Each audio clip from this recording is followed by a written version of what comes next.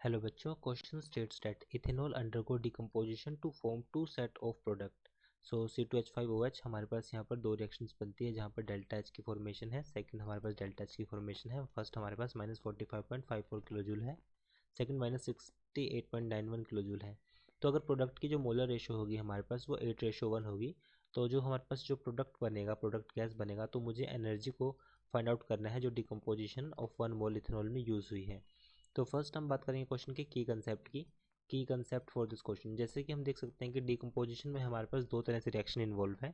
सो decomposition में हमारे पास जो हमें डेल्टा एच ऑफ रिएक्शन जो होगा, हमारे पास delta H of reaction will be equal to delta of H1 first reaction plus second delta H of two second reaction. This is for decomposition. ये हमारे पास डिकम्पोजिशन के लिए है, डिकम्पोजिशन।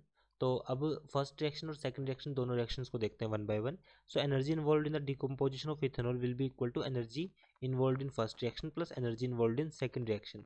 सो अगर यहाँ पर देखा जाए हमारे पास according to question, according to question, तो सिंपल सा हमारे पास डिकम्पोजिशन का कंसेप्ट हमने यहाँ पे यूज किया है। Decomposition, decomposition concept. डिकम्पोजिशन में हमारे पास जो delta of H reaction will be equal to delta of H1 multiply with 8 plus delta of H2 multiply with 1 divide by total number of moles आ जाएंगे हमारे पास 8 + 1 9। सो वैल्यू को put किया, डेल्टा H1 की वैल्यू कितनी हमें given है 8 × 45.5 प्लस 1 × 68.91 डिवाइड बाय 9। इक्वेशन को सॉल्व किया, सो वैल्यू आएगी 48.13 kilo joule. So this is delta H of reaction.